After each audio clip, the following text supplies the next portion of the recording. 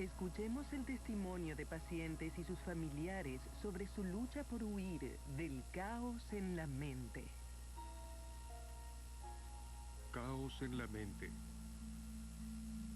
Esto que nosotros llamamos esquizofrenia no compete exclusivamente al sistema nervioso central humano. Parece obligatorio.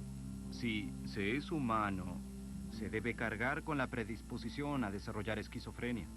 Se oyen voces que quizás son los propios pensamientos. Aun cuando sea intolerable tener pensamientos sobre matar a su madre, aún así están allí. Es un hombre, dice que él es el diablo, que yo seré parte de su iglesia, que le ayudaré a conseguir lo que él desea. Voces internas. Esquizofrenia. Uno de cada 10 estadounidenses desarrollará esquizofrenia. La esquizofrenia es un trastorno mental que ataca nuestra facultad de convivir con los demás y comunicar pensamientos normales. El término es griego y etimológicamente significa brecha entre mente y espíritu. Algunos pacientes creen que tienen poderes sobrehumanos. Otros están convencidos de que sus mentes son controladas por pensamientos externos que fueron implantados de algún modo en sus cabezas. Los trastornos de percepción son comunes. Algunos implican complejas alucinaciones visuales. Otros pacientes oyen voces imaginarias que emiten órdenes sobre cómo actuar.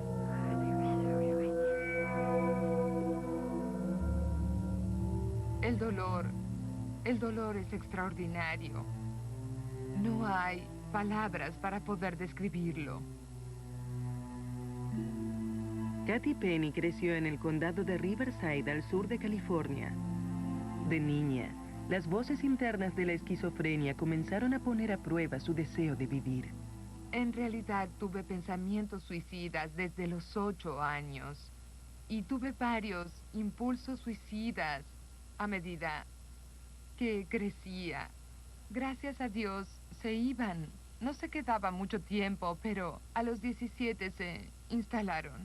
Yo no sabía qué hacer, qué podía hacer.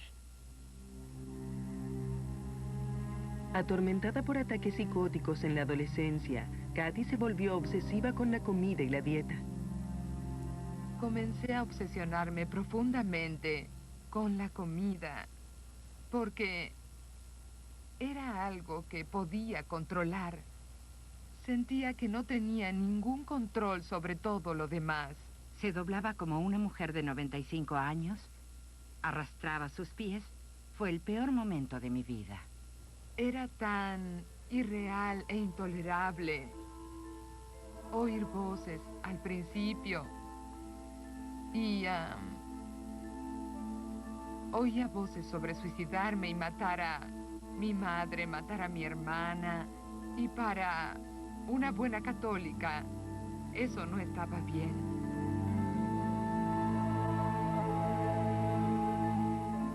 Es imposible describir el infierno de las alucinaciones auditivas, porque uno quiere huir, pero una parte de uno sabe que está sucediendo y otra parte sabe que nadie puede sacarlo de allí. Ni siquiera uno mismo puede hacerlo. A veces veía imágenes del rostro de mi hermana o de mi madre. Oía voces que me decían que las matara. Era como si alguien estuviera susurrando en mis oídos. Irónicamente, sin embargo, había una parte ínfima de mí que sabía que eso provenía de mi interior, pero uno lo niega porque es aterrador. Admitir que eso proviene de la mente no se lo puede admitir porque es una locura. Es una locura. Con el desarrollo del diagnóstico por imágenes, se comenzó a localizar en qué parte del cerebro se aloja la esquizofrenia. Están comprometidas varias zonas que son las que nos separan de los simios, las regiones del córtex asociadas con el lenguaje y la razón. También se ve afectado el sistema límbico, la parte primitiva del cerebro asociada con la emoción. Puede ser que el desequilibrio hormonal o los problemas de comunicación entre ciertos centros hagan que un paciente confunda sus pensamientos con voces externas. Usted tiene un pensamiento. Y también tiene la experiencia de mi voz. En ningún momento pone en duda si era la voz de Bill o mi pensamiento. Existe un límite, un muro absolutamente infranqueable. Sé que es mi pensamiento y sé que es la voz de Bill. No existe superposición alguna. Sin embargo, imagine si la existiera. No podría decir si era mi pensamiento o la voz de otra persona. Si estos dos fueran completamente intercambiables, tendría muchos problemas para saber qué sucede. Bill Worsham se especializa en el tratamiento de la esquizofrenia en el Hospital de Veteranos de Los Ángeles. El equipo de Worsham encontró una gran variedad de síntomas. Uno de ellos es la imposibilidad del esquizofrénico de juzgar el estado de ánimo de otras personas. Imagine que no puede establecer la diferencia entre alguien que tuvo una actitud seductora con usted en un bar cualquiera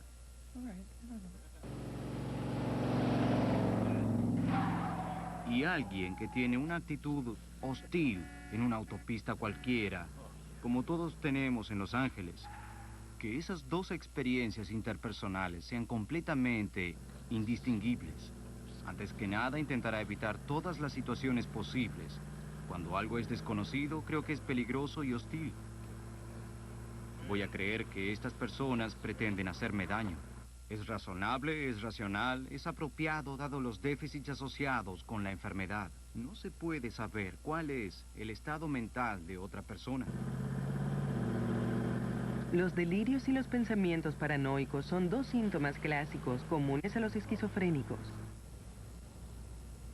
En la Universidad de California en Los Ángeles, el colega de Worsham, Dr. Joseph Ventura, entrevista a pacientes esquizofrénicos para las investigaciones en curso.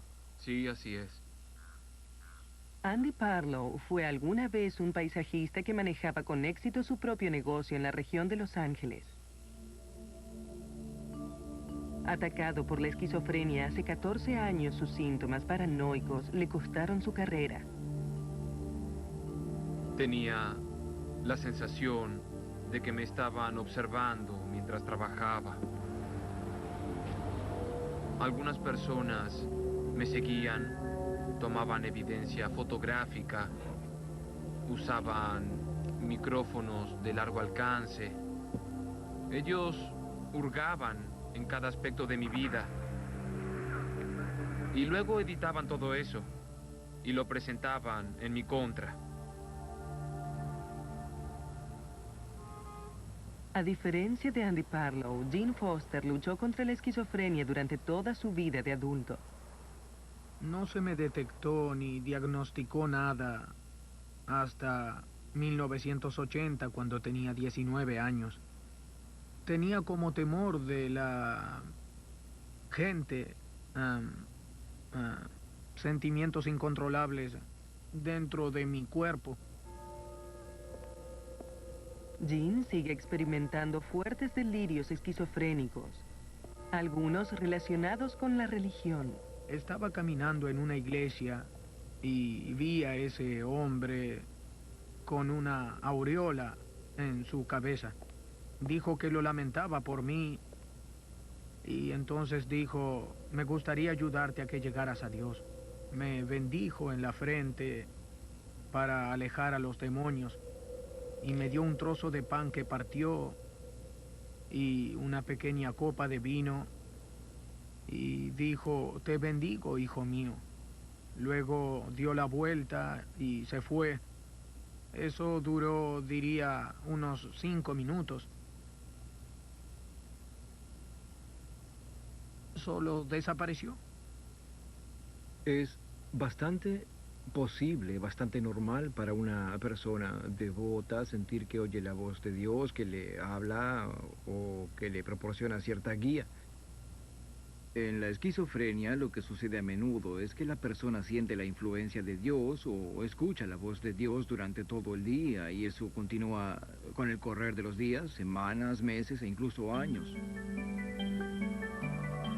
Mientras el nivel de mejoría puede variar considerablemente, pacientes como Jean y Andy vieron sus síntomas disminuir gracias a fuertes medicaciones. Casi todos los medicamentos antipsicóticos funcionan a escala microscópica en la sinapsis o brechas que separan las células cerebrales. Aquí regulan la actividad de una sustancia natural llamada dopamina, una hormona relacionada con los síntomas de esquizofrenia. Aunque indispensables, estos medicamentos presentan el principal desafío para los psiquiatras. Con Mensana en Discovery Health.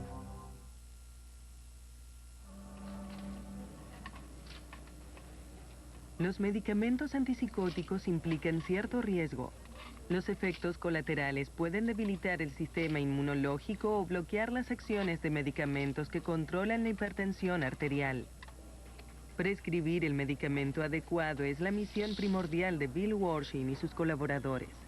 Vamos, Irene, mejor busquemos al doctor Warshing. Muy bien.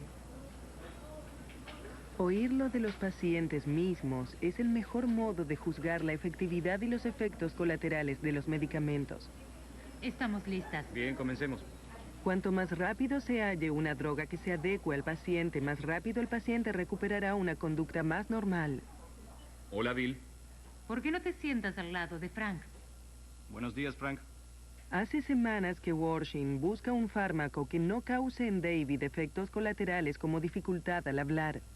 ¿Crees que fue mejor? ¿La concentración fue mejor con el medicamento anterior que con la risperidona? El medicamento anterior fue mejor que cualquier otra cosa que yo haya tomado. ¿Entonces? Pero no podrías haber participado en esta charla con ese medicamento. Primeramente, cuando cambiamos la medicación, estabas realmente enfadado conmigo por cambiarla. Yo no diría enfadado, yo protesté con vehemencia. Estoy de acuerdo que protestaste con vehemencia, es verdad, pero duró mucho tiempo.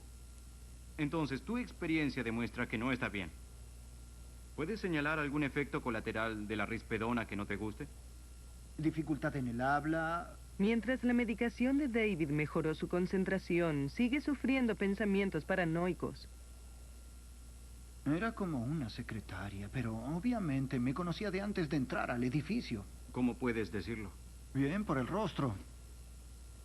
Veía que emplearía métodos psiquiátricos para someterme a través de la radio y de la fuerza. ¿Dices que ella hizo eso? Ella y sus amigos. Debió ser una niña por entonces. Precisamente. Entonces, esa niña de 8 o 9 años hizo eso, te sometió físicamente a través de la radio. Sí, una de bolsillo, controlada por el doctor William Quinlan, que se estaba comunicando desde Bakersfield. Mis esfuerzos eran intentos por acercarme lo más posible. Si está en un espacio de delirio, entonces quiero estar en ese espacio de delirio. Si está en un espacio de alucinación, quiero estar allí. Quiero averiguar cómo es el mundo desde su perspectiva. No solo los pacientes sufren los síntomas de la esquizofrenia, sino que también sienten la depresión y el dolor de saber que nunca tendrán una vida normal. No creo que sea uno de los pocos afortunados que pueden volver a su empleo. Quizás no en el mismo sector. Y si no son tratados, los esquizofrénicos enfrentan un riesgo mayor de suicidio que la población normal. El 10% de los que padecen esquizofrenia en la primera década de su enfermedad cometerán suicidio. Esto representa un riesgo relativo de 10 a 20 veces mayor que sus pares no esquizofrénicos. En cada neurona, las hormonas cerebrales se dirigen rápidamente a la sinapsis por pasadizos llamados axones. A esta escala microscópica, los modelos computarizados permiten a los investigadores imaginar cómo la esquizofrenia afecta al cerebro. Pero nuevas y poderosas herramientas de diagnóstico por imágenes posibilitan ver las anomalías del cerebro en una escala mucho más amplia. La resonancia magnética emplea potentes campos magnéticos para visualizar la estructura del cerebro.